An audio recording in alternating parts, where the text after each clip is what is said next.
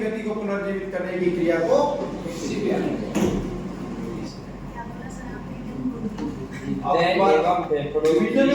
क्या बोला?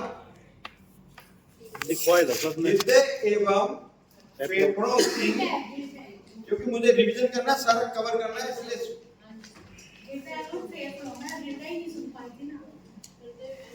पहले क्यों नहीं, पहले नहीं पता आपको, उठते नहीं थे? नहीं, फर्स्ट डे लिए बात हृदय एवं फेफड़ों की गति को पुनर्जीवित करना सीपीआर कहलाता है। इसमें हृदय भी काम करना बंद कर देता है और फेफड़े भी कर देते हैं, तो हम फिर से उस गति को चालू करते हैं, उसको सीपीआर कहते हैं। फिर ये पूछा जाता है कि 1 मिनट में कितनी बार, तो मीनिंग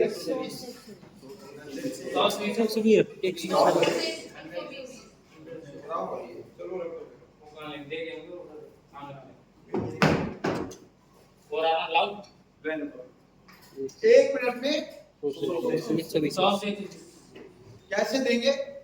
2 बार मुंह से मुंह, 30 बार, कई बार मुंह से सांस लेना होता है, सीने पे दबाव देना ही सीपीआर कहलाता है। Chest compression CPR. ठीक है, कब तक देंगे? जब तक व्यक्ति की सांसें चालू ना हो जाए और आप बढ़ाने लगे, जब तक डॉक्टर ना आ जाए, जब तक आप बुरी तरह से थक ना जाए। 3 स्थितियां हैं जिसमें हम सीपीआर देंगे। ठीक है, सीपीआर कहां देंगे? ठोस और समतल सतह वाले स्थान पर। ठोस और समतल सतह होनी चाहिए।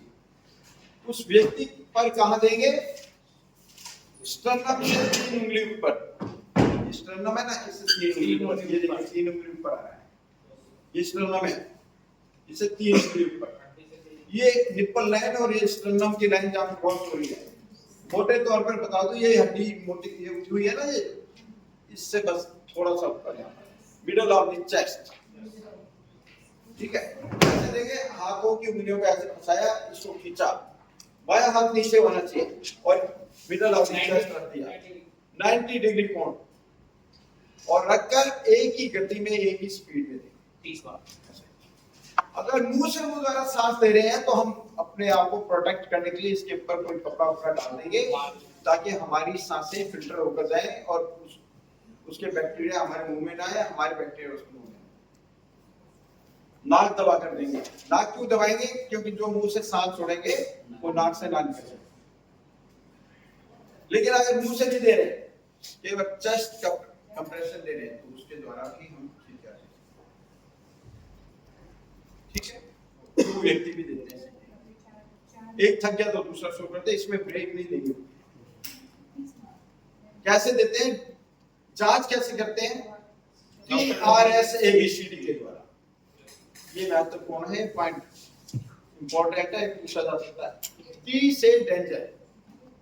जब भी आप किसी व्यक्ति के पास उसकी मदद के लिए जाएं तो आसपास खतरा देखें, खतरे को दूर कर सकते हैं, दूर कर दें, नहीं तो उस व्यक्ति को वहां से दूर करके फिर उसका मदद करें। डेंजर। आर से रेस्पॉन्स, उसकी प्रतिक्रिया देखें। सीपीआर देने से पहले या मदद करने से पहले प्रतिक्रिया कैसे देखते हैं? ABPU। A से अलर्टनेस, B से वॉइस, P से पेन, U से अनरेस्पॉन्सिव। तो A से अलर्टनेस देखेंगे, इसमें वो पलके वलके झपक रहा है, चेतनता की निशानी है, हिल-डुल रहा है, तो नहीं था उसमें कोई निशानी ऐसी। फिर B से वॉइस, फिर आवाज लगाएंगे, हेलो भाई साहब, क्या हुआ आपको? मेरी आवाज सुनाई दे रही है आपको? तो कोई रेस्पॉन्स नहीं आया वॉइस से। फिर P से पेन, फिर पेन, चुटकी भी काटती। ऐसा करने से अगर उसमें थोड़ी सी भी जान होगी तो जरूर हरकत करेगा, पता लगेगा आपको जीवित है। लेकिन इसने कोई रेस्पॉन्स नहीं किया तो फिर यू से अनरेस्पॉन्सिव। हम समझ जाते हैं ये अनरेस्पॉन्सिव है, तो मामला गंभीर है, कोमा में डेथ हो चुकी है। तो मामला गंभीर होते ही हम एस से south for help, south for ambulance, south for मदद के लिए चलाएंगे, पुलिस को कॉल करने के लिए चलाएंगे, एम्बुलेंस को कॉल करने के लिए चलाएंगे। एम्बुलेंस को जो कॉल करेगा उसको पूरी जानकारी होनी चाहिए एड्रेस की, और यहाँ की पूरी घटना की जानकारी देनी चाहिए कि एक व्यक्ति है या 4 व्यक्ति हैं, उसकी ये स्थिति है, उनको ऐसे किया जा सकता है, इस चीज की जरूरत है, ठीक है। और उससे पूछ भी लेगा कितनी देर में एम्बुलेंस आए, वो आगे फर्स्ट एड रिपोर्ट बता देगा, उसकी जिम्मेवारी, ठीक है। तो इस प्रकार से हम जांच करते हैं। इसके बाद कौन सा वर्ड है? ए से check the airways, clear airways. तो हम चेक करेंगे एयरवेज, सांस के रास्ते। कई बार गर्दन टेढ़ी मेढ़ी हो जाती है तो सीधा कर दो, टूटी पे रख के और ऐसे, लेकिन ये तब करोगे अगर हेड इंजरी ना हुई या गर्दन में इंजरी ना हो। और फिर इसका एयरवेज चेक करेंगे, मुंह खोलकर देखेंगे कहीं ऐसा तो नहीं खाया पिया मेटेरियल मुंह में आ गया हो, सांस के रास्तों को रोका हो, या दांत निकल के फंस गया हो, या जीभ पलट गई, तो रुमाल निकाला, उसमें 2 उंगली डाली और ये सारा क्लियर कर दिया, क्लियर दी एयरवेज। फिर उसके बाद बी फॉर ब्रीथिंग, ब्रीथिंग सांसों का पता लगाएंगे, कैसे लगाते हैं? लुक लिसन फील से, सांसों को देखेंगे, सांसों को सुनेंगे, सांसों को फील करेंगे। उसके लिए गर्दन सिर अपना उसके नाक के पास लेकर नजर यहाँ रखेंगे सीने के ऊपर, सीने पे लुक करेंगे, देखेंगे कि सीना ऊपर नीचे हो रहा है, अगर नहीं हो रहा है तो इसका मतलब सांसें नहीं चल रही। और फिर लिसन करेंगे, क्या लिसन करेंगे कि सांसें आ रही है तो उसकी आवाज आनी चाहिए कानों में, लिसन करनी चाहिए, तो लिसन नहीं होगी। फिर फील क्या करेंगे, अगर उसकी सांसें चल रही है तो सांसों की घबराहट हमारे गालों में फील होनी चाहिए, तो वो भी फील नहीं हो रही, तो इसका मतलब उसकी सांसें नहीं चल रही। सांसें नहीं चल रही तो फिर क्या करेंगे? सी से सर्कुलेशन ऑफ ब्लड, उसका रक्त संचार की जांच करेंगे। रक्त संचार अगर चल रहा होगा तो नाड़ी चल रही होगी, इसलिए नाड़ी को चेक करेंगे, यहाँ से ऐसे या फिर यहाँ से। हमने यहाँ से चेक किया, नाड़ी नहीं चल रही थी, यानी कि नाड़ी नहीं चल रही तो रक्त संचार नहीं हो रहा है, इसका मतलब हृदय भी काम नहीं कर रहा है। जब हृदय भी काम नहीं कर रहा और उधर सांसें भी नहीं आ रही, फेफड़े भी काम नहीं कर रहे, तो यही सी, फिर हम इसको सीपीआर मानकर सीपीआर दे। डीप फायर डिस्पोजल, आपने ठीक फर्स्ट एड भी ठीक हो गया, उसको घर भेज दिया, डिस्पोजल हो गया, काम का निपटान हो गया। ठीक नहीं हुआ तो हॉस्पिटल भेज दिया, तब भी निपटान हो गया काम। किताबों में डीप फायर डेफिब्रिलेटर लिखा हुआ है, जो कि इतना उचित नहीं लगता, क्योंकि फील्ड में अगर आप कहीं दे रहे हो सीपीआर तो डेफिब्रिलेटर थोड़ी होगा, वहां तो हम डिस्पोजल माने करेंगे ना, तो इसलिए ये डीआरएस का ये ध्यान रखना। बच्चे के मामले में 2 उंगली से या अंगूठे से सीपीआर करते हैं। बड़े बच्चे के मामले में 2 बार सांस, 15 बार सीने पे दबाओ, 30 बार नहीं, 30 बार एडल्ट में। अगर भीड़ में किसी महिला को सीपीआर देने की जरूरत है तो प्रायर परमिशन ले लो। बता दिया ना मैंने कैसे। तो ये था मेरे से बात में 2:15 की रेशो है, 2 बार मुंह द्वारा सांस, 30 बार फील, ठीक। तो ये है सीपीआर के बारे में। अब आ जाते हैं फर्स्ट एड के बारे में। किसी व्यक्ति के अचानक बीमार होने पर या दुर्घटनाग्रस्त होने पर डॉक्टर के आने से पूर्व या अस्पताल पहुंचाने से पूर्व 2 बातें याद रखो। डॉक्टर के आने से पहले या अस्पताल पहुंचाने से पहले दी जाने वाली सहायता को इसके उद्देश्य क्या है? जीवन की रक्षा करना, बिगड़ी हालत को और बिगड़ने से रोकना, पूर्व स्थिति में लाने का प्रयास करना। इंग्लिश में है preserve the life, prevent the condition from becoming worst, promote the recovery. 3P आ गया। Yes sir. 3P का मीनिंग उद्देश्य है, ठीक। नीचे देख लेना, पढ़ा लिखा वहां लिखा हुआ मिल जाएगा, आपके चैनल पे देख लीजिए। तो 3P ये उद्देश्य है, ठीक है। फिर जब ऐसे कर लोगे तो आपको जिम्मेवारी की बात है। क्या जिम्मेवारी होती है फर्स्ट एडर की? जांच करना। जांच 4 प्रकार से करता है। चिन्ह देखना, लक्षण देखना, कारण जानना, इतिहास जानना। चिन्ह क्या होते हैं? चिन्ह जो शरीर पर नजर आते हैं, कटे फटे घाव के निशान, नसीब के निशान, जल के निशान। और लक्षण क्या होते हैं? जो रोगी महसूस कर रहा होता है, महसूस कर रहा होता है, घबराहट हो रही है, सीने में दर्द हो रहा है, ये लक्षण है। और फिर कारण भी जानने की कोशिश करें कि ये इस हालत में क्यों आया है। फिर उसका इतिहास भी जानने की कोशिश करें, हाथ पैर पटक रहा है, मुंह से झाग आ रही है, क्या इसको पहले भी ऐसे होता है? तो पता लगाओ। परिवार में परिवार के सदस्य बता देंगे, हाँ जी इसको दौरे पड़ते हैं, दवाई खाता है, बस हिस्ट्री पता लगी, तो दवाई का मंगवा उसको दे, आपका काम चल जाएगा। इस प्रकार से ये फर्स्ट एड की जिम्मेवारी, ये एक जिम्मेवारी और होती है अपने प्रति। जब वो उपचार करे तो अपने को प्रोटेक्ट करके रखे, ग्लव्स पहन ले, ग्लव्स ना पॉलिथीन पहन ले, मास्क पहन ले, और उपचार करते हाथों को साफ पानी और साबुन से वॉश करके साफ सफाई का ध्यान रखें। एक जिम्मेवारी और होती है, जब वो शिफ्ट करे तो रोगी की तकलीफ ना बढ़ने पाए। शिफ्ट करने की बात आई तो हम शिफ्ट किस पे करते हैं? स्ट्रेचर पे करते हैं। स्ट्रेचर 4 प्रकार के होते हैं, simple stretcher, scoop stretcher, spine board stretcher और फोल्डिंग स्ट्रेचर। कोई भी कंबल चादर उसी टाइप का।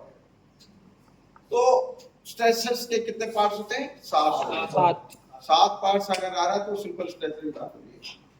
7 संख्या में ऑप्शन दे रखे होंगे सर, 7 से ज्यादा।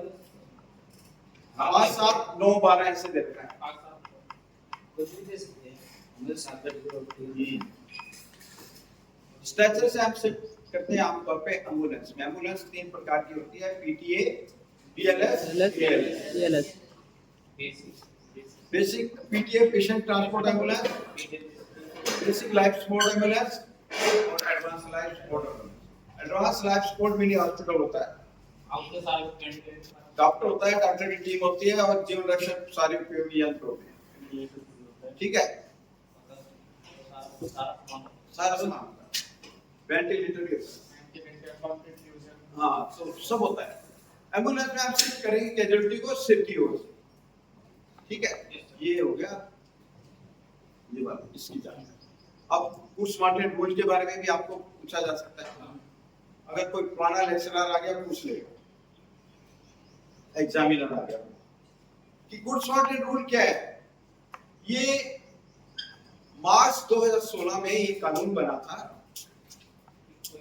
कि अगर कोई व्यक्ति घायल व्यक्ति की मदद करता है या हॉस्पिटल पहुंचाता है, उसको कोई भी एजेंसी परेशान नहीं करेगी, कोई उसको ज्यादा देर तक बिठाई नहीं रखेगी, जानकारी लेकर उसको जाने बार बार नहीं तंग करेगी। अगर कोई तंग करता है तो उसके विरुद्ध कानूनी कार्रवाई की जा सकती है, उसको सजा दिलवाई जा सकती है।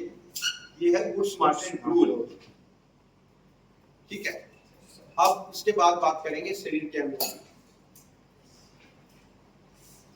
शरीर के 5 वर्ग है ना, हृदय, मांसपेशियां, त्वचा, रक्त और हड्डियां। मांसपेशियों से शुरू करते हैं। मांसपेशियां 2 प्रकार की होती हैं, ऐच्छिक, अनैच्छिक। ऐच्छिक होते हैं जिन पे हमारा अधिकार होता है, हम अपनी इच्छा अनुसार प्रयोग कर लेते हैं, हाथ पैर या हाथ पैरों की उंगलियां। अनैच्छिक कौन सी होती हैं? जिन पर मस्तिष्क का नियंत्रण होता है, जैसे हार्ट है, आंखें हैं, पुतलियां हैं। ठीक है, ये अनैच्छिक। और इसके बाद बात करेंगे त्वचा। त्वचा हमारे शरीर का आवरण है, कवर है, कवच है। इसमें छोटे छोटे रोग छिद्र होते हैं, पसीने की ग्रंथियां होती हैं, और जिसके द्वारा हमारे रोग छिद्रों से दूषित पदार्थ पसीने के रूप में बाहर आते हैं। इसमें सेंसेशन होती है, संवेदनाएं होती है, ठंडे गर्म का आभास होता है इससे, और इससे सौंदर्य का आभास होता है ना। त्वचा की 3 परतें होती है, वो आपको बताई थी, उसमें जल्दी झुलसने वाले चाहिए। इसके बाद रक्त की बात करेंगे। रक्त, मानव शरीर में रक्त की मात्रा कितनी होती है? मानव शरीर के वजन का 7 से 10%। इससे कम या ज्यादा हुई तो व्यक्ति बीमार है। 10% हुई तो उसका गाढ़ा हो जाएगा रक्त, उसको हार्ट अटैक होने के चांस होंगे। उसको सलाह दी जाती है कि वो अपना ब्लड डोनेट करे। डोनेट करने की अवधि क्या होती है? कितने अवधि के बाद किया जाता है? 3 महीने। ये रक्त किन किन चीजों से मिलकर बनता है? Serum, plasma, platelets, haemoglobin, red blood cells, white blood cells. यही रक्त जब विभिन्न शरीरों में जाता है, इसके गुण अलग हो जाते हैं, तो इसको हमने कैसे जांचना है? इसके ग्रुप पहचान, A group, B group, AB group और O। ए ग्रुप कौन सा है? A positive A negative, B group B positive B negative, A B B positive A B negative, O positive O negative. ये blood के बारे में जानकारी है। अब इसके बाद हृदय का औसतन वजन 300 ग्राम।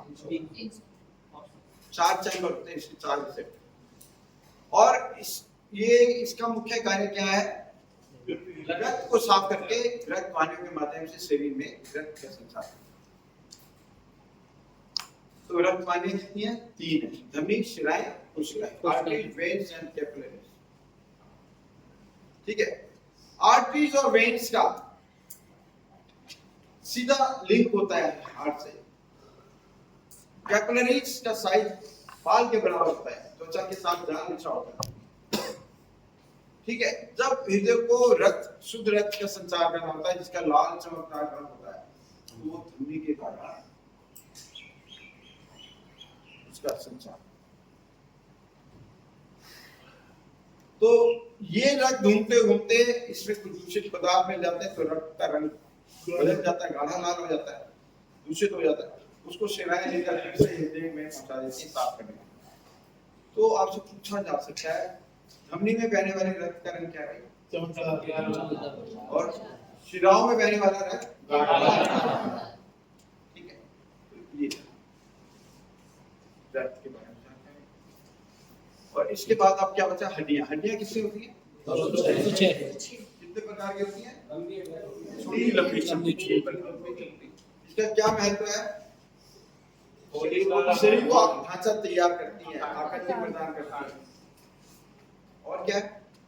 अस्थि मज्जा को चिपकाए रखती है। और क्या? और बताइए। प्रोटेक्ट करती है, शरीर के कोमल अंगों को सुरक्षा प्रदान करती है, मांसपेशियों को चिपकाए रखती है।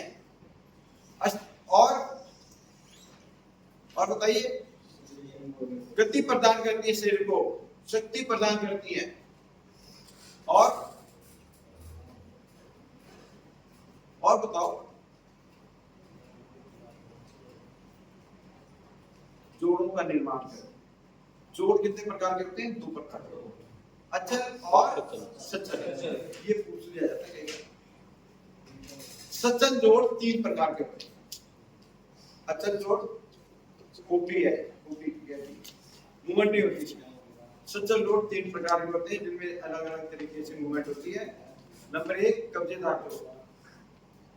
कब्जा लगा है दरवाजे में, तो एक तरफ खुलता है ना, ऐसे ये जोड़ एक तरफ को बोलते हैं, जैसे कोहनी के जोड़ और घुटने के जोड़। दूसरा गेंद या कटोरीदार जोड़। इसके उदाहरण है कूल्हे की हड्डी और कंधे की हड्डी। इनकी मूवमेंट चारों तरफ होती है। ठीक। और तीसरा है कम सचल जोड़, जो एक सीमा तक उसमें एक गति होती है। कूल्हे की रीढ़ की हड्डी इसका होता है। तो ये हड्डियों के बारे में। अब ये पूछ सकते हैं आपसे, वैसे कम पूछते हैं कि कहाँ कितनी हड्डियां होती हैं, तो आपको बताई नहीं है मैंने। ठीक है, तो ऊपरी अंग में कितनी हड्डियां होती है? और निचले अंग में? तो ये मोटे तौर पे मैंने बता दी, बाकी वो इतना ज्यादा डीपली नहीं जाते हड्डियों में। अब इसके बारे में, इसके बाद और क्या बचा? सारा हो गया। मोच और ऐंठन। जब शरीर के हमारे यहाँ कहीं असमतल स्थान पर पड़ जाते हैं, ऊबड़-खाबड़ स्थान पर पड़ते हैं, तो उसका दबाव पड़ता है जोड़ों पे। दबाव पड़ने से वहां के तंतु फूट के अलग अलग हो जाते हैं, इंजर्ड हो जाते हैं। इस स्थिति को मोच की स्थिति कहते हैं। और ऐंठन में क्या होता है? मांसपेशियों में खिंचाव को ऐंठन कहते हैं। कई कारणों से होती है, कमजोरी की वजह से, शरीर से ज्यादा पानी बह जाना, ज्यादा एक्सरसाइज कर लेना, है ना, उल्टी दस्त से पानी की कमी हो जाना, विटामिन ई की कमी होना, ये सब कारणों से ऐंठन हो जाती है। ऐंठन के लिए क्या करना चाहिए? फिर उसको एनर्जी ड्रिंक दें, अगर पानी की कमी है ओआरएस दें, और उसको ताकत वाली चीजें दें, विटामिन ई के कैप्सूल दें। ठीक है, तो ये ऐंठन में उपचार है। लेकिन इसका कॉमन उपचार क्या है? एक फार्मूला है राइस का फार्मूला। आग से आई से रेस्ट दें, आइस पैक लगाएं और सी से कंप्रेशन, गर्म पट्टी क्रेप बैंडेज बांधें और घमाट पहुंचाएं, दबाव दें और ई से बैठते समय सोते समय मुसाल को ऊंचा करके रखें। ये राइस का पार्ट, ठीक है। अब इसके बाद चोकिंग सर, पट्टी दो प्रकार की होती है, गोल पट्टी, त्रिकोणीय पट्टी। गोल पट्टी का साइज आपको बताया गया था 2 से 8 इंच, त्रिकोणीय पट्टी का साइज 38 इंच या 16 सेंटीमीटर में 2 त्रिकोणीय पट्टी बनती है। त्रिकोणीय पट्टी से झोलियां कितनी बनती है? 3। आर्म स्लिंग, बाजू लटकाने वाली झोली जो 90 डिग्री कोण पे होती है, और दूसरी कफ एंड कॉलर ये 45 डिग्री कोण पे होती है, यहां से और उसके साथ। तीसरी त्रिकोणीय झोली, जब हंसली में या कंधे की हड्डी में फ्रैक्चर हो जाए तो वो बांधी जाती है। ये 3 प्रकार की झोलियां होती हैं। पट्टी का रंग क्या होना चाहिए? सफेद। इमरजेंसी तो कोई भी यूज करो, बाद में सफेद। ये पट्टी होना है। अब घाव और ब्लीडिंग। घाव 2 प्रकार के होते हैं, भीतरी घाव और मुख्य बात बता रहा हूँ। बाहरी घाव 6 प्रकार के होते हैं, कटे घाव, सीधे घाव, चिथड़े घाव, घसीट के घाव और बंदूक की गोली के। जले वाले घाव चलने वाले चक्र में आते हैं, बंदूक की गोली है ना। घाव होने पे हम क्या उपचार करते हैं आपको बता दें। साफ करेंगे और साफ करते समय अपनी प्रोटेक्शन का ध्यान रखें, ग्लव पहनेंगे और साफ करते समय जो सतह पर छोटे-छोटे कंकर हैं, कांच के टुकड़े हैं जो आसानी से हट सकते हैं, उसको हटाएंगे। जरूरी है आपके पास वहां सैगनॉल मिल जाए या एंटीसेप्टिक लोशन मिल जाए, डेटॉल मिल जाए, जो भी साधन है उससे साफ करेंगे। कोई चीज गली हुई है उसको निकालेंगे नहीं। ब्लीडिंग हो रही है तो उसको रोकने के लिए क्या करेंगे? रेड टी का फार्मूला अपनाएंगे। कौन सा? Red T. Red T formula क्या है? आर से रेस्ट, ई से एलिवेशन, ऊंचा करके रखेंगे। ऊंचा करने से रक्त बहाव कम हो जाएगा, बाहर निकलना बंद हो जाएगा, लड़का और ऊंचा दबाएगा। ई से एलिवेशन, डी से डायरेक्ट प्रेशर। बस सीधा दवा डालेंगे जहां से ब्लीडिंग हो रही है, एक गद्दीदार पट्टी रखेंगे, वो खून में भीग जाएगी, उसके ऊपर एक और रख देंगे, वो भी भीगेगी, तीसरी रखकर पट्टी बांधेंगे। तो ऐसा करने से दबाव पड़ेगा नीचे वाली पट्टी पे डायरेक्ट, और दबाव पड़ने से वहां से ब्लड के जहां से ब्लड निकल रहा है वहां से फट जाएगी वो पट्टी और ब्लड बाहर निकलना ये डायरेक्ट। की क्या मतलब है? टूनिकेट, टूनिकेट, टूनिकेट पट्टी, बैंडेज, ये रक्त के बहाव को बिल्कुल स्टॉप करने का फार्मूला है।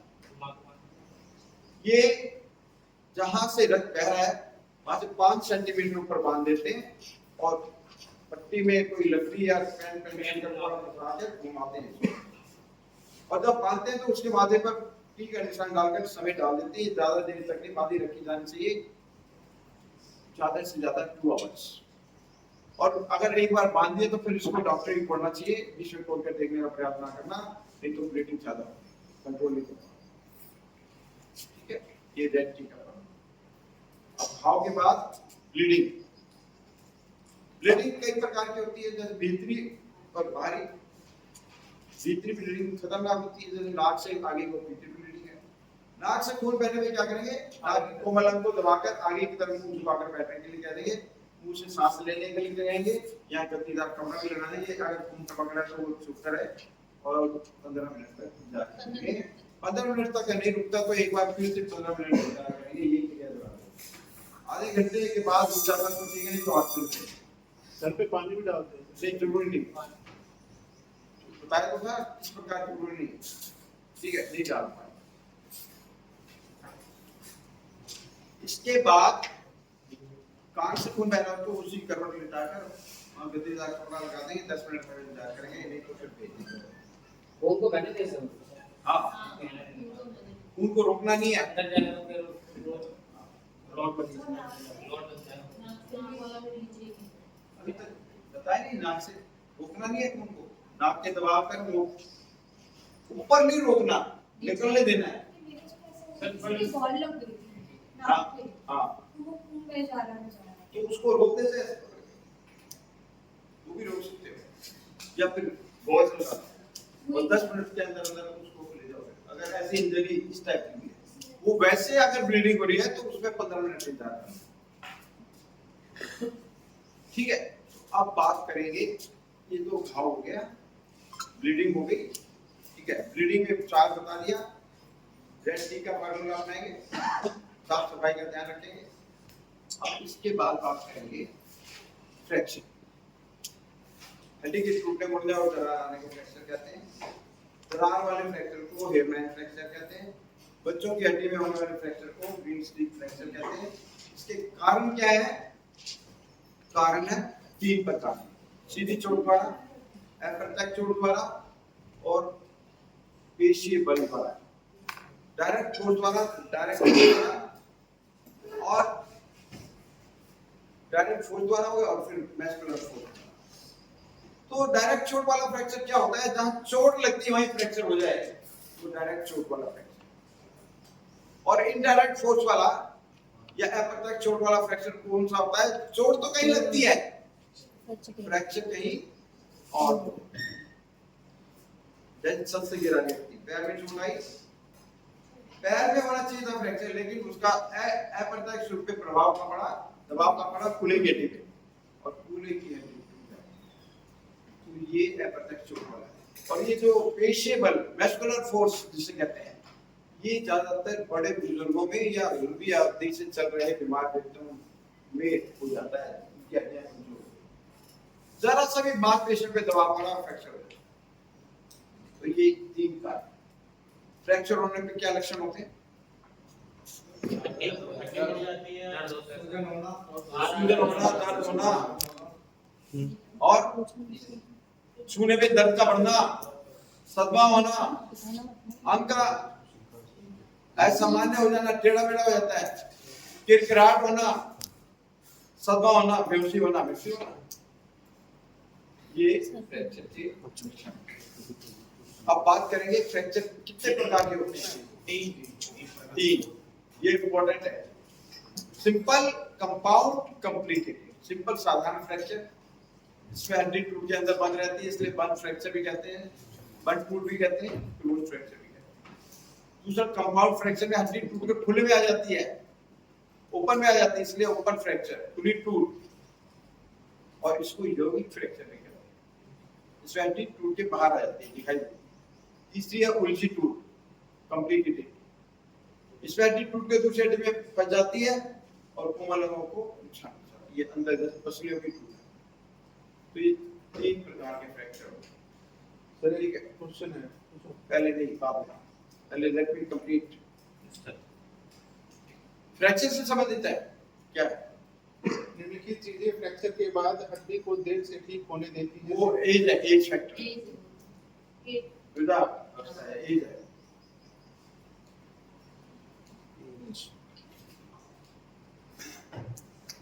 बड़े उम्र के लोगों में रिकवरी देरी से होती है, कोई भी बीमारी है, फ्रैक्चर की तो खास।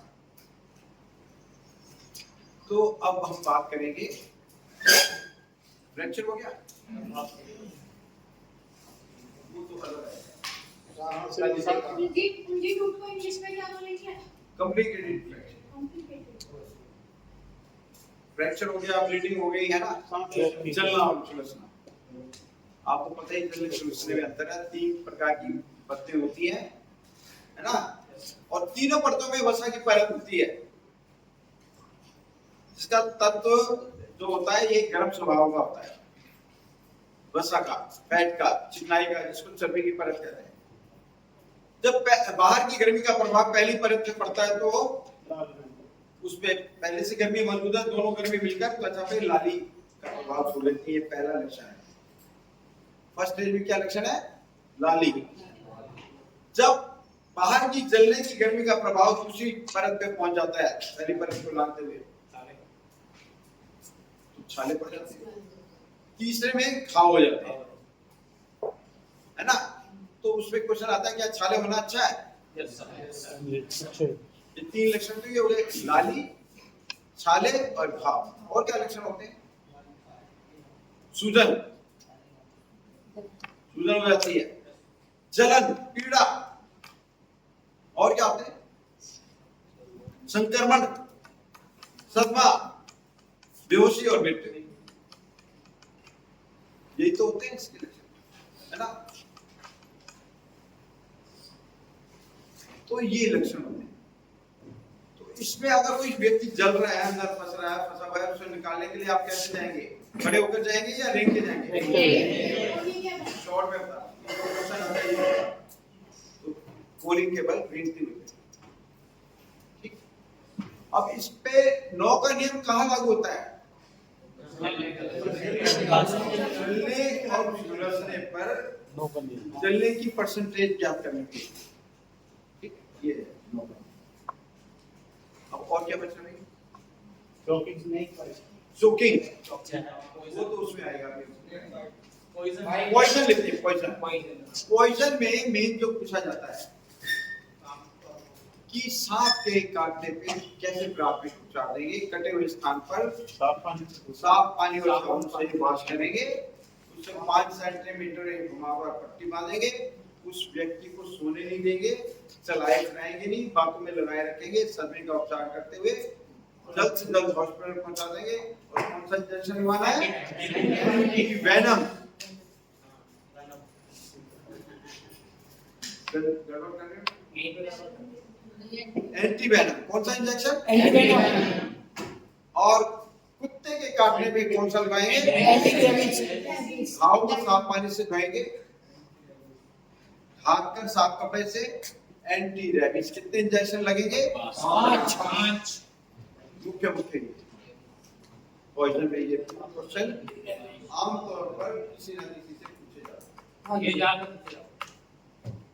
ठीक है, ये अब पॉइजन वाला भी हो गया। अब क्या कह रहे थे? मिर्गी का दौरा। मिर्गी के दौरे ये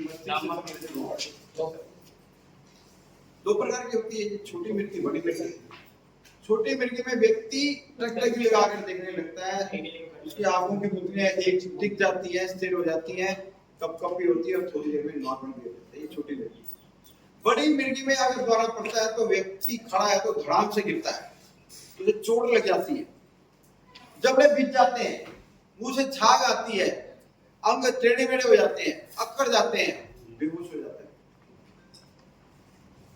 ये उसके लिए। तो इसमें प्राथमिक उपचार क्या करेंगे?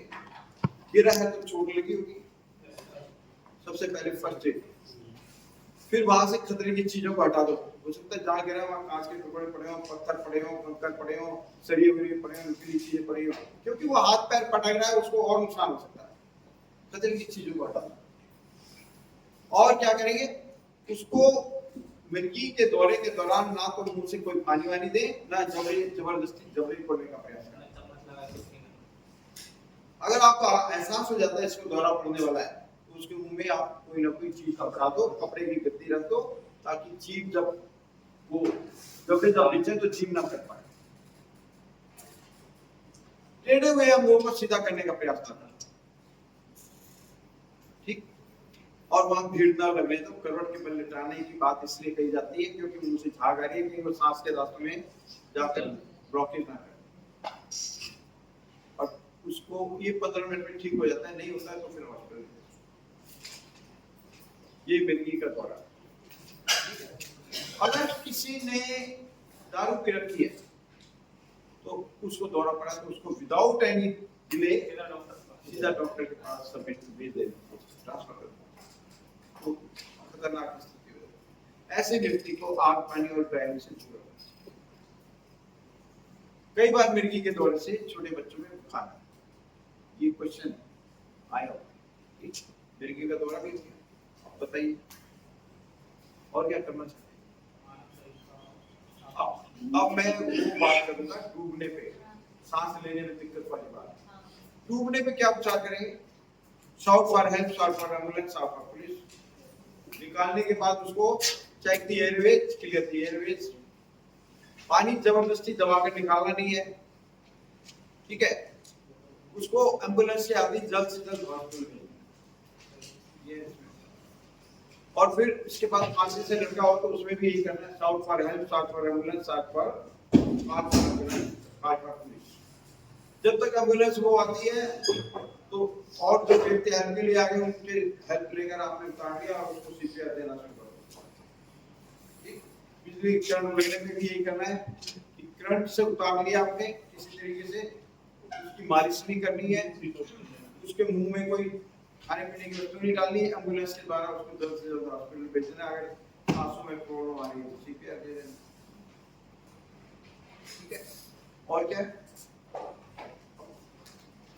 ये गुना हो गया, करंट हो गया, और चोकिंग हो गई। चोकिंग, अगर चोकिंग भी दो प्रकार की होती है, माइनर मेजर। माइनर में क्या लक्षण होते हैं? व्यक्ति बोल भी पाता है, सांस भी पाता है और सांस भी लेता है। खाते पीते समय माइनर सी कोई चीज चली जाती है सांस के रास्ते में, तभी माइनर चोकिंग होती है। और दिन में एक आध बार हम सभी हो जाते तो हम खास पूछ के गला खकार के गोल बाल के अपना ठीक कर लेते, है ना। और मेजर चोकिंग में क्या होता है, ना तो व्यक्ति खांस पाता है, ना बोल पाता है, ना सांस ले पाता है, बेहोशी की तरह बढ़ने लगता है। तभी उसको ये बैठे बैठे भी या खड़े करके आगे हाथ लगाकर पीछे से ज्यादा 5 बार पेट पे चपटी मारेंगे और 5 बार एब्डोमिनल थ्रस्ट देंगे, पेट पे दबा देंगे। ऐसे 2-3 बार क्रिया दोहराने से चोकिंग खुल जाती है। 5 बार पेट पे, पीठ पे चपटी, 5 बार पेट पे दबाओ, ये है इसका। ठीक है, और क्या रह गया? अगर प्रदूषण से बंद कमरे में तो वहां पर उसको व्यक्ति को या कोई ऐसी जगह जहाँ ऑक्सीजन की कमी है, वहां का बीमार व्यक्ति आ जाता है तो उसकी तुरंत गले और कमर के वस्त्रों को ढीला कर दें, ऑक्सीजन वाले खुले वातावरण में लिटाएं और एम्बुलेंस को पार कर दें। जब तक एम्बुलेंस नहीं आती तब तक अगर उसकी सांस और धड़कन में रुकावट आ रही है तो उसको ऑक्सीजन दें या फिर सीपीआर दें। वो उसमें आ जाता है, बिल्कुल उसमें चोकिंग में आ नहीं। दमे अस्थमा, दमा और अस्थमा। दमा फेफड़ों से संबंधित रोग है। फेफड़ों का संबंध सांस के रास्तों से होता है। सांस के रास्तों में जब इन्फेक्शन हो जाए, एलर्जी हो जाए, संक्रमण हो जाए या बलगम जम जाए, सांस लेने में दिक्कत हो जाती है। जब इन कारणों से दिक्कत होती है तो वो स्थिति दमे की कहलाती है। कई बार ये स्थिति काफी उग्र रूप में आती है, तेजी के साथ आती है, तो उसको कहते हैं दमे का दौरा पड़ना। तो उस समय स्थिति और भी गंभीर हो जाती है। ना तो व्यक्ति सांस ले पाता है ढंग से, हाँफने लगता है पूरी तरह से, ना बोल पाता है, 2 कदम चलने की शक्ति भी नहीं रहती। ऐसे व्यक्ति को तुरंत लाकर कुर्सी पर बिठा दें, खुले वातावरण में बिठाएं, पंखा चला दें, क्योंकि घबराहट हो रही होती है ना। और कमर और गले के वस्त्रों को ढीला कर दें और टेबल पे बिठा, अगर आगे टेबल है तो टेबल पर झुककर बैठने के लिए कह दें और उसको इनहेलर दें। नेबुलाइजर प्रयोग करने के लिए दें, हाथ की मशीन, और इस स्थिति में सुधार आपको डॉक्टर से। ये है अस्थमा। हार्ट अटैक में क्या करेंगे? हार्ट अटैक के लक्षण क्या होते हैं? सीने में दर्द का होना, पसीना आना, और वो दर्द बाईं बाजू की तरफ जाते हुए कमर की तरफ चले जाना, कई बार पेट की तरफ आ जाता है तो हम समझते हैं गैस का दर्द है। और क्या लक्षण होते हैं? शरीर का तापमान ठंडा होना, त्वचा में ठंडा पड़ना, होंठ नीले पड़ना, कई बार उल्टी सी भी महसूस होती है, उल्टी भी आना। अगर आपको ये लक्षण नजर आए तो तुरंत उस व्यक्ति को डब्ल्यू शेप पोजीशन में बिठा दें, दीवार और अलमारी या बेड का सहारा देते हुए पीछे तकिया लगाकर घुटने मोड़कर पंजे खड़े कर बिठा दें और उसके मुंह में एस्पिरिन या डिस्प्रिन की गोली डालें, थोड़ा सा बोल के, तो जल्दी ऐसा करें। एस्पिरिन और डिस्प्रिन खून को पतला कर देगी और वो हृदय को पहुंचने लगेगा, थोड़ी देर के लिए उसको राहत मिलेगी। इस दौरान आप उसको जल्द से जल्द हॉस्पिटल। ठीक है, बाकी और क्या है? टेम्परेचर। मानव शरीर का औसतन तापमान 98 से 99 डिग्री फ़ारेनहाइट के बीच में होता है, 37 डिग्री सेल्सियस के बीच में। ठीक है, इससे ऊपर नीचे हुआ तो वो व्यक्ति है। अगर वो 103 से 105 पहुंच गया तो उसको कहते हैं हाइपरथर्मिया। शरीर पूरी तरह से तपने लगता है, जी मिचलाता है, आंखों के आगे अंधेरा आता है, सिर दर्द होता है, जोड़ों में दर्द होता है, और व्यक्ति अगर उपचार ना मिले बेहोश होता है, मृत्यु होती है। तो उसमें क्या करना है? हाइपरथर्मिया में तीव्र बुखार में ठंडे पानी की पट्टी के लिए ठंडे वातावरण में बैठा पीसीएम दे दो। पीसीएम देने के बाद भी अगर फिर कोई सुधार ना हो तो जल्द से जल्द कई बार शरीर का तापमान डाउन हो जाता है, उसको कहते हैं हाइपोथर्मिया। उसमें क्या है, ठंड लगती है, बहुत चक्कर आते हैं, कमजोरी महसूस होती है, आंखों के आगे अंधेरा होता है। ज्यादा ठंडा हो गया तो व्यक्ति की मृत्यु हो जाती है। तो उसको गर्म वातावरण में ले आओ, गर्म कपड़े बना दो, गर्म चीजें पीने के लिए दो, और विदाउट एनी डिले जल्द से जल्द दूसरा हॉस्पिटल भेज दो। मालिश कर सकते हैं सर? नहीं, मालिश फर्स्ट एड में मना ही है, फर्स्ट एड में मना है मालिश।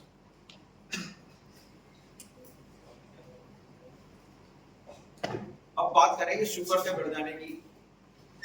कई बार ये दो स्टेज होती है, थोड़ी बड़ी है, एक ज्यादा बढ़ गई। तो उसमें क्या लक्षण नजर आते हैं? उसको कहते हैं हाइपरग्लाइसेमिया। हाइपरग्लाइसेमिया ये क्यों बढ़ती है? हमारे शरीर में इंसुलिन नाम का पदार्थ बनता है। जब वो पदार्थ बनना बंद हो जाता है तो शुगर की मात्रा बढ़ जाती है। ये इंसुलिन शुगर के बढ़ने को कंट्रोल करके रखती है। जब बनना बंद हुआ तो शुगर बढ़ गई। कई बार इतनी बढ़ जाती है कि व्यक्ति की हालत गंभीर हो जाती है, उसको चेहरे पे उदासी आ जाती है, घबराहट होती है, और उसके जोड़ों में दर्द होता है, पिंडलियों में दर्द होता है, पैरों में झुनझुनाहट होती है, बार बार पेशाब जाता है, पेशाब में कई बार चींटियां लग जाती है, उसके शरीर से सड़े हुए से एक एसीटोन नाम का केमिकल आता है, उसके जैसी बदबू आती है। अगर घाव हो जाए तो घाव ठीक नहीं होता है, सड़ जाता है कई बार, और वो आंख काटना पड़ जाता है। आंखों की दृष्टि भी कमजोर पड़ जाती है, और उसकी किडनी लीवर के ऊपर भी उसका असर पड़ता है। ये बहुत खतरनाक बीमारी है। ये जेनेटिक भी होती है, परिवार में किसी को है तो ट्रांसफर हो सकती है आगे किसी। तो इसमें क्या करेंगे? तुरंत ही, क्योंकि वो शुगर का पेशेंट है तो गोली तो ले रहा होगा, वही गोली देकर उसे जल्द से जल्द हॉस्पिटल भेज दें, मीठे का परहेज करें। इस स्थिति को कहते हैं हाइपरग्लाइसेमिया। इसके में शुगर डाउन हो गई, उसको कहते हैं हाइपोग्लाइसेमिया। शुगर डाउन होने पे क्या होता है? चक्कर आते हैं, घबराहट होती है, आंखों के आगे अंधेरा आता है, उसको ऐसे लगता है जैसे हार्ट उसका कोई छोड़ रहा है, दबा रहा है, बेहोशी की तरफ बढ़ता है, मृत्यु हो जाती है। तो अगर कोई शुगर पेशेंट है और उसकी शुगर कम हुई है, हाइपोग्लाइसेमिया हो गया, तो उसके मुंह में जो भी मीठी चीजें बता दो, चीनी, शुगर, ये चीनी है, ग्लूकोज है, चॉकलेट है, मीठी कोई भी चीज है, शहद है, और उसको जल्दी से जल्दी डॉक्टर के पास। ठीक है, अब लू लगने की बात है। लू का सीजन है आजकल। जब गर्मी अधिक पड़ने लगती है तो बाहर की हवाएं भी गर्म हो जाती है। वैसे ये सिंपल वे में बता रहा हूं। वैसे अगर इसको डीपली देखा जाए तो दक्षिण उत्तरी महासागरों से ये हवाएं आती हैं गर्म। तो ये क्या है, इतनी गर्म होती है ये शरीर झेल नहीं पाता है और बीमार पड़ जाता है। इसके क्या लक्षण होते हैं? इसका लू का असर सीधा दिमाग के ऊपर पड़ता है, उल्टी होना, दस्त लगना, और शरीर तपने लगता है पूरी तरह से, तपने लगता है। उसको हाइपरथर्मिया यानी कि 105 डिग्री तक फीवर हो जाता है, प्यास बहुत लगती है, आंखों के आगे अंधेरा आता है, जी मिचलाता है, उल्टी भी कई बार फीलिंग होती है। तो उसको तुरंत ठंडे वातावरण में लाकर लेटा दो, ठंडे पानी की पट्टी करो, ठंडी चादर करके उसको उड़ा दो, पैरासीटामोल दे दो, और सुधार ना हो तो जल्द से जल्द हॉस्पिटल भेज दो, नहीं तो मृत्यु हो जाती है। ये ठीक। और क्या रहेंगे? बाकी तो और छोटे छोटे हैं, उसका इतना ज्यादा इंपॉर्टेंस नहीं है। तो मेरे ख्याल हमने मुख्य बातें। अब आपके ऊपर है, आपके पास कोई क्वेश्चन वगैरह है तो